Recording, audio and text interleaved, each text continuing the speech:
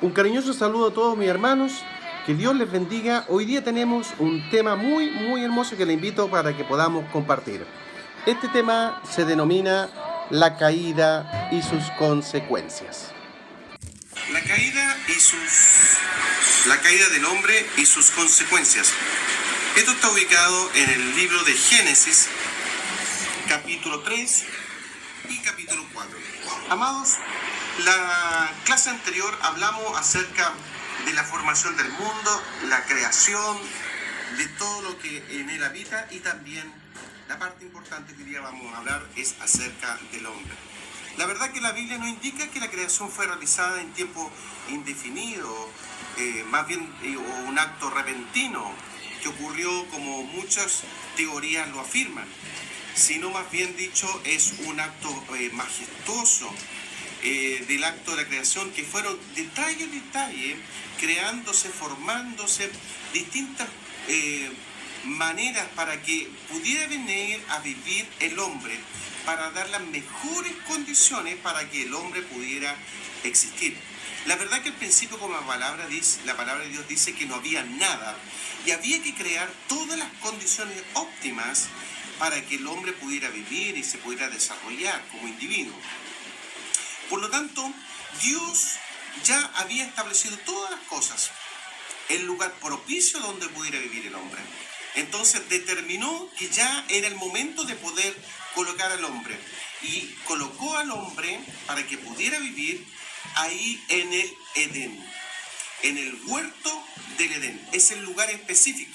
En Génesis capítulo 2, verso 15, nos dice que Dios colocó a Adán y a Eva en ese lugar para que pudieran existir. Génesis 2, verso 15 dice: tomó pues Jehová Dios al hombre.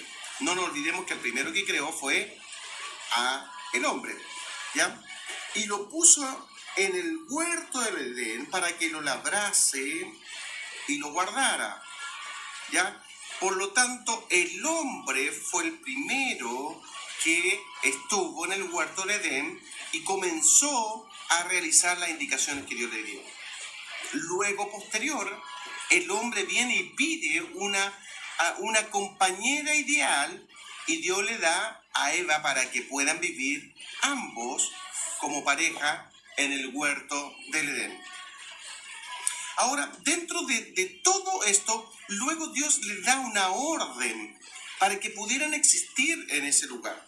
Y viene en Génesis 2, versos 16 y 17, y dice: y mandó Dios al hombre diciendo: de todo árbol del huerto podrás comer, todo lo que había ahí.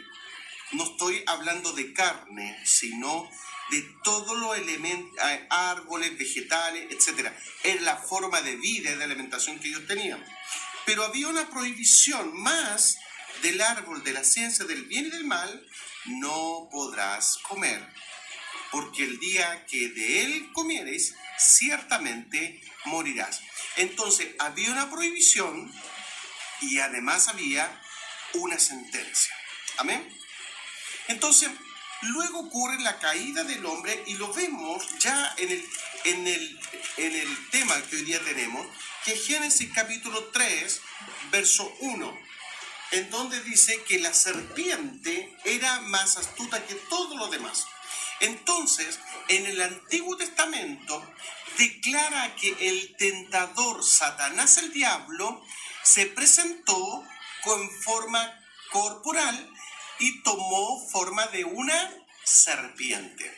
La verdad que este fue un acto de un milagro, porque hasta el día de hoy, obviamente nosotros sabemos que los animales no hablan y los reptiles tampoco. Y este sí se pudo comunicar con la mujer. Por lo tanto, pudo impactar a Eva para poder llamar la atención. Entonces, es una de las técnicas que utiliza Satanás, el impactarnos, esperar el momento en que nosotros muchas veces estamos desposeídos o desapercibidos, y él viene y nos tienta, como en esa ocasión. Entonces, este milagro de poder hablar, la verdad es que llamó la atención de la mujer. Ahí después en el Nuevo Testamento también declara algo muy importante, porque Satanás, uno de los elementos que utiliza también es por medio de la mentira. Juan capítulo 8, verso 44, lo declara así y dice: vosotros sois de vuestro padre el diablo, y los deseos de vuestro padre queréis hacer. Él ha sido, escucha aquí, homicida. ¿Por qué?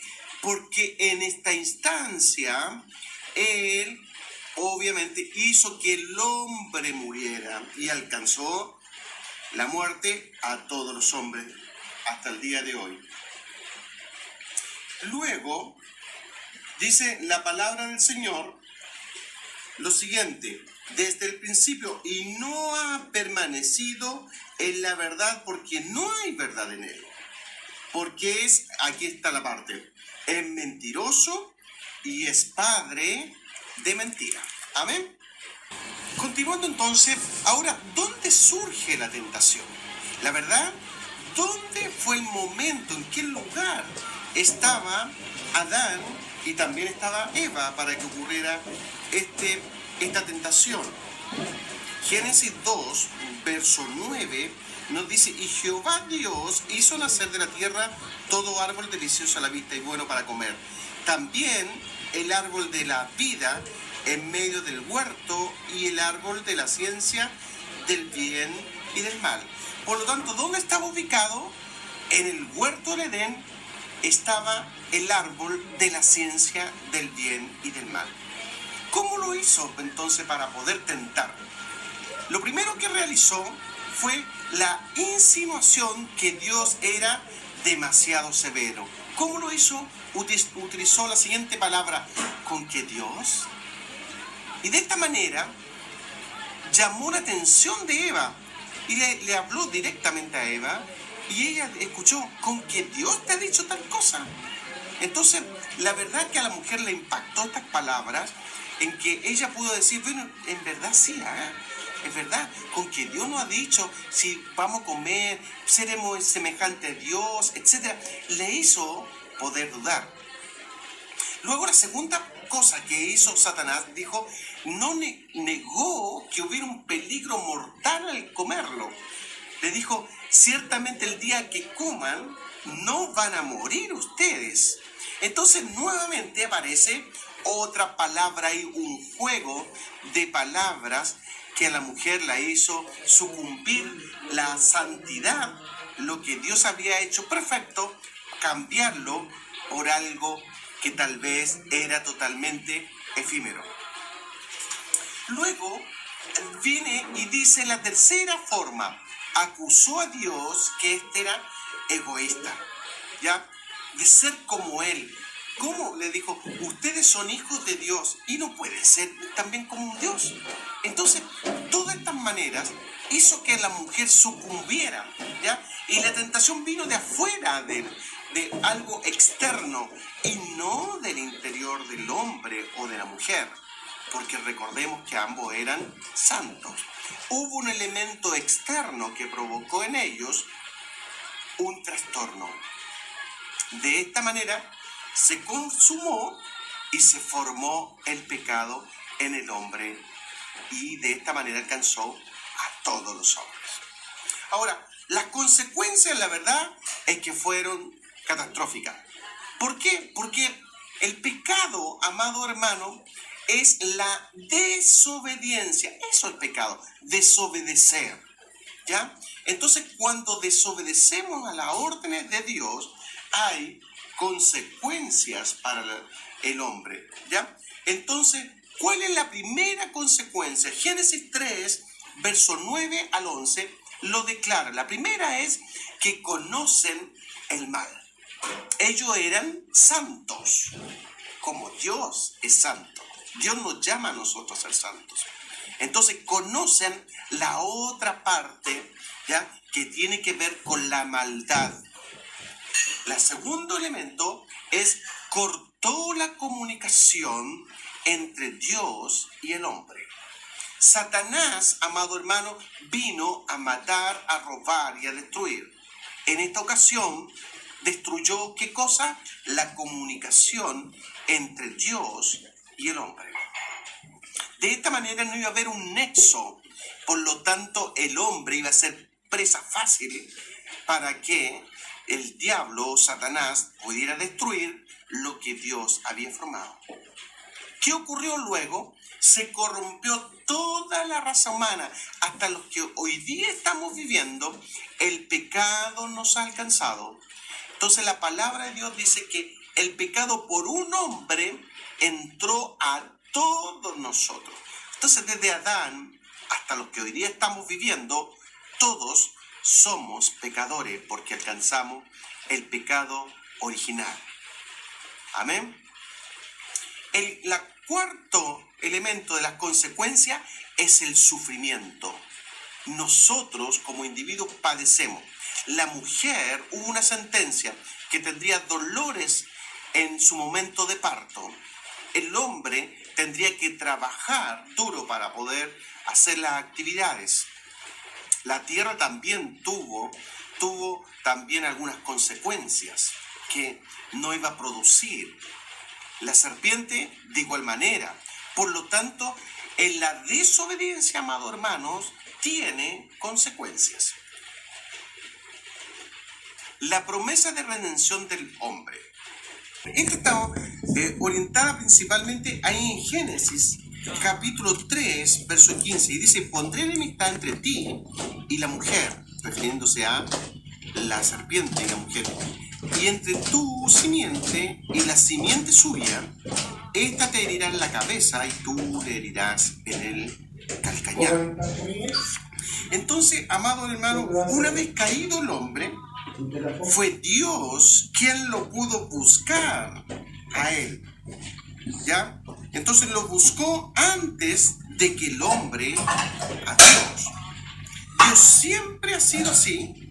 El buen pastor busca a sus ovejas perdidas. Génesis 3:15 dice que es el primer destello de la salvación. Esta enemistad que ocurre entre la mujer y la serpiente, las simientes de ambos, tiene que ver con los que rechazan a Dios. Y también terminará con algo muy importante, que tiene que ver con aquellos que sí buscan a Dios, y culminará con una gran victoria. Entonces, aquí aparece la victoria. ¿Y en qué considera esta victoria? En que vendría un descendiente limpio de pecado. Me refiero a Jesucristo. La verdad que desde el principio Dios tenía un plan. ¿Y cuál es este plan? Es la redención del hombre. Amados, Dios tenía un plan para aquellos primeros, Adán y Eva, y a todas las primeras generaciones, como también existe un plan para nosotros hoy día. Nuestra redención de nuestro pecado está en Cristo Jesús, Señor nuestro. Amado, dice que un descendiente limpio, referente a Jesús, limpio de pecado, le daría un golpe letal a quien, a la serpiente, porque la serpiente, amado hermano, o Satanás el diablo, es el que ha venido a matar, a robar y a destruir al hombre. ¿Cómo lo destruye? ¿Cómo lo hace que se acabe todo esto y se cumpla esta promesa que aparece en Génesis 3:15? Lo hace de la siguiente manera: muriendo en el Calvario de la cruz. La verdad es que para Jesús este fue algo pero sumamente difícil. Amado, dice la palabra del Señor que cuando Jesús iba cargando la cruz, amado, los latigazos sacaban trozos de su cuerpo, los escupitazos de los hombres y las malas palabras también caían sobre él. En el momento de poder ser clavado, amado, Él sufrió por usted y por mí. Amado, quiero decirle que la promesa de Isaías 53, que refleja el padecimiento y crucifixión de Cristo, dice que Él fue despreciado por todos los hombres, desechado, amados. Dice, el más allá es un varón de dolores, experimentado en quebranto. Y como que escondimos de él el rostro, fue menospreciado para nosotros, ¿ya? Y no le estimamos, mas Jesucristo nos amó. Dios nos ama. Por eso surge el hermoso verso que dice, el Padre, porque de tal manera amó Dios al mundo, que ha dado a su Hijo por cada uno de nosotros. Entonces, esta redención de Jesús, el comprarnos a precio de sangre, tiene un precio enorme. El pecado, amado hermano, la única manera de poder redimir al hombre es por medio del derramamiento de la sangre. ¿Y quién derramó la sangre? Fue Jesucristo. Y lo hizo por usted y también lo hizo por mí. Luego de esto que Dios hace, de poder realizar esta forma, aparece un proceso sumamente fuerte para el hombre, porque no tan solo él estaba tratando con Adán y Eva, sino que este pecado, amado hermano, estaba alcanzando toda la raza humana y de ahí hasta lo que hoy día vivimos. Por lo tanto, todo lo que estaba ocurriendo estaba afectando a los que hoy día existimos. Por lo tanto, lo que hizo Adán, lo que hizo Eva, de verdad que nos afectó a todos nosotros. Y el hombre es como uno de nosotros. Entonces aquí aparecen dos elementos muy importantes. Primero que nada, Dios tuvo que tratar el pecado de Adán y Eva. Había que perdonarlos, porque si no, ellos, siendo los primeros, no iban a tener la posibilidad de ser redimidos de su pecado. Por eso el verso 21 dice, y Jehová Dios hizo al hombre y su mujer túnicas de pieles y los vistió. O sea, Dios hizo un derramamiento de sangre de un animal y de esta manera pudo pagar el pecado de Adán y Eva y nuevamente vestirle, porque ellos estaban desnudos. Amén. Luego, Dios, en este acto generoso, Dios dice, he aquí el hombre es como uno de nosotros, sabiendo el bien y el mal. Ahora pues, que no alargue su mano y tome también del árbol de la vida. ¿Qué ocurría si este venía y alcanzaba el árbol de la vida? El problema sería en que Adán y Eva serían eternos y el pecado nunca se terminaría. Recuerde usted que la paga del pecado es muerte. Por lo tanto, no podría terminarse y el hombre hubiera seguido día tras día pecando. Entonces, debe haber un corte y Dios lo determinó. Desde hoy día, Adán y Eva salen del huerto del Edén. ¿Y cómo lo hizo? Colocó querubines en la puerta o el acceso principal a este lugar para que no alcanzaran este árbol de la vida. Por eso se concluye en el Nuevo Testamento, ya en Juan 14, verso 6, Jesús se presenta como el camino, la verdad y la vida. Entonces, ¿qué dice Jesús cuando aparece a los hombres hablándole muchos años después? Muchos años. Ya habían pasado muchas generaciones en el Nuevo Testamento. Jesús dice, yo soy el camino. ¿Hacia dónde? Hacia el árbol de la vida. Entonces les decía a los hombres, ¿saben qué? En la única instancia para poder ser libre del pecado es solamente yendo por el camino. ¿Y cuál es el camino? Que está en este día, está cerrado el paso por los querubines, soy yo, dice Jesús. Yo soy el camino. A diferencia de Satanás, que es mentiroso, él dice, yo soy la verdad y también soy la vida para todos los hombres. Amén. Juan 1:4 dice, en él estaba la vida y la vida era la luz de los hombres. Los hombres en aquel entonces no lo entendieron porque Jesús es el fruto del árbol de la vida. Jesús estuvo desde un principio en la creación del hombre siendo el árbol de la vida, y en el Nuevo Testamento se presentó diciendo: yo soy la vida para los hombres.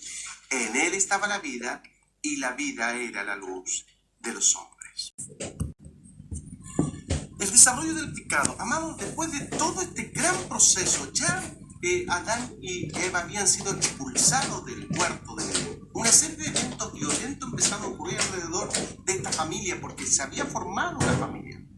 Satanás, el diablo, vino a romper este vínculo perfecto.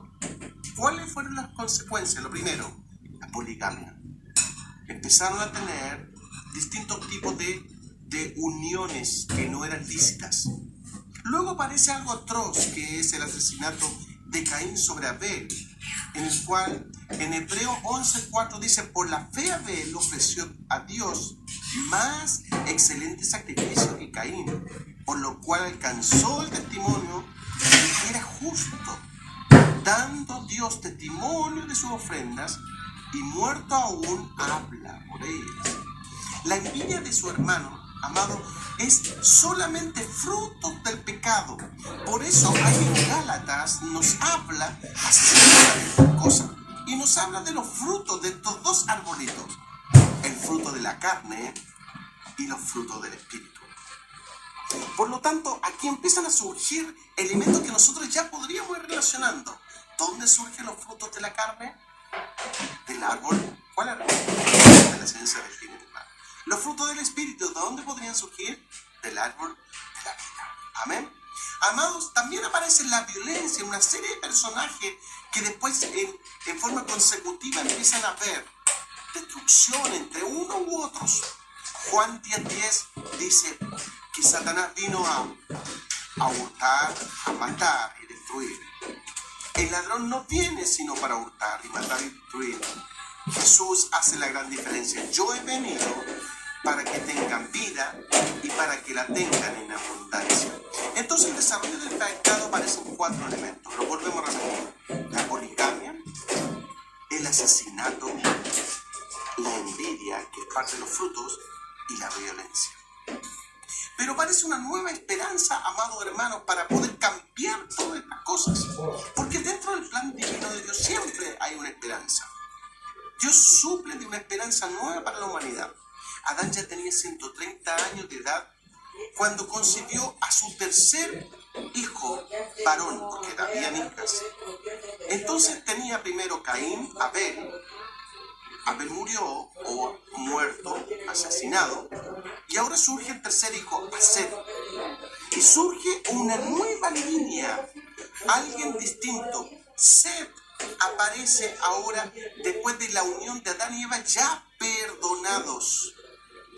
Entonces ya viene una nueva esperanza, una nueva generación ya perdonado, porque Dios le había perdonado. Recuerden que hablamos anteriormente que había puesto nuevas ropas, ya de pieles. Entonces de estas líneas de Set aparece ahora descendientes como Enoc, Matusalén, que es el hombre más longevo, y luego aparece un gran hombre, Noé, y toda su descendencia. Ahí tenemos sus hijos, a Sem, a Cam y a Jafet. Ahora del primer hijo que tiene Noé aparece Sem, y de Sem, amado hermano, aparece la futura Israel, ¿ya? Y todas las generaciones. Ahí aparece David, también parte de esta generación de Sem. Y de esta misma generación de Sem aparece el futuro que vino a aparecer en el Nuevo Testamento, refiriéndose a Jesucristo, el Salvador del mundo. Entonces vamos a las respuestas de las preguntas realizadas. ¿Cuáles son los nombres de los árboles que menciona en Génesis capítulo 2? Se llaman árbol de la vida y el árbol de la ciencia del bien y del mal. Eso está en el verso 9. ¿En qué lugar del Edén Dios puso a Adán y Eva para vivir? ¿En qué lugar fue? En el verso 15 está, en el huerto del Edén. ¿Cuál es el árbol que Adán y Eva tenían prohibido comer? Está en el verso 17, el árbol de la ciencia del bien y del mal. La cuarta pregunta era: ¿Cuál es la explicación respecto a Juan 14:6 y la expulsión de Adán y Eva del Edén en el Génesis capítulo 3? Dios cerró el paso al hombre para que no alcanzara el fruto del árbol de la vida. Ya lo explicamos por qué. De esta manera se mantiene la sentencia que la paga del pecado es muerte. Y el hombre terminaría de esta manera su existencia y no se prolongaría el pecado en él. Jesús ahora se presenta como la dádiva. Amén. Jesús se presenta como el camino a la vida, diciendo yo soy el camino, para alcanzar el fruto de aquel árbol que se había cerrado el paso. Jesús es la dádiva perfecta para todos los hombres hasta el día de hoy. Dios les bendiga. Espero que este tema en forma muy reducida haya sido de bendición para usted. Quiero invitarles para el tema de la próxima semana, que será el diluvio y la dispersación de las naciones. Bendiciones.